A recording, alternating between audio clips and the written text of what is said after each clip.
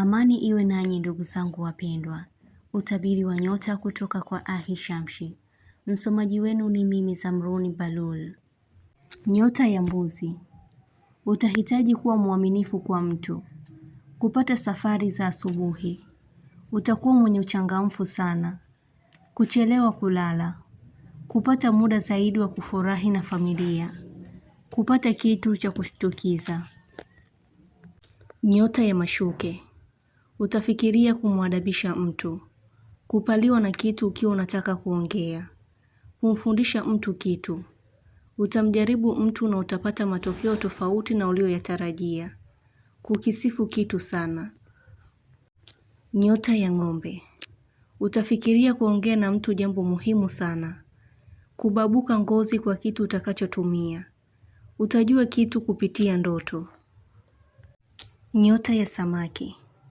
Kutaka kurekebisha kamera ya simu yako. Kusimuliwa historia ya kitu. Kufanya maombi kwa mambo mengi yanayokusibu. Kuhisi uzito wa jambo. Kushukuriwa. Kupata usingizi mapema. Kupata mwongozo kupitia ndoto yako. Nyota ya nge. Kukumbuka upendo wa zamani kwa mtu. Utakuwa mwenye kugusa moyo wako au mikono yako kuiweka kifuani. Kuhisi kitu kabisa kitakachofanya usikae kwa raha. Mtu wako wa karibu anafunga ndoa kimya kimya. Utahisi watu hawajali kukuhusu wewe.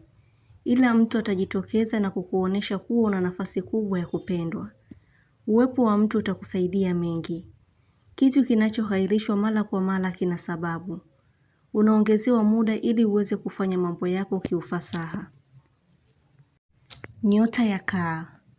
Kutamani siku fulani ifike. Kumtaja mtu kwa kumkumbuka sana. Utafanya mawasiliano na mtu kwa kificho. Utajihisi kuchoka kwa viungo vya mwili. Kusikitishwa na kitu. Moyo unakuuma kwa kitu unachokikosa. Kitu kinachobadilika rangi. Kinakujuza mabadiliko ya ghafla yatakayotokea. Nyota ya punda.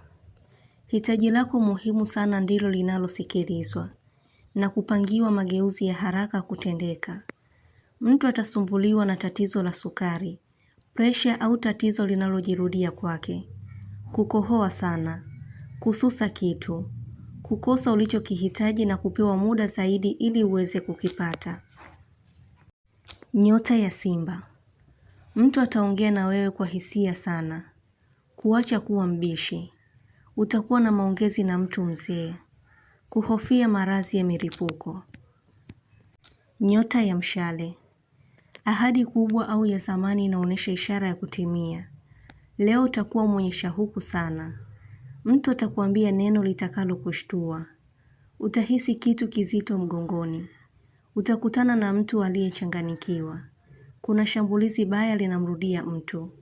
Kufanya mazoezi ya kupanda na kushuka sehemu mara kwa mara. Mtu atashindwa kuificha chuki yake kwako. Kumuona nyoka. Kuna jambo utakalo lishuhudia. Nyota ya ndoo. Misimamo yako kutoeleweka. Mtu atashangaa kitu kutoka kwako. Kumuona kobe. Ni ujumbe tosha unaojitosheleza kwa kitu kinachokusumbua kwa muda mrefu. Utampa nafasi nyingine mtu kwa kumuamini. Kufikiria kitu unachokikosa.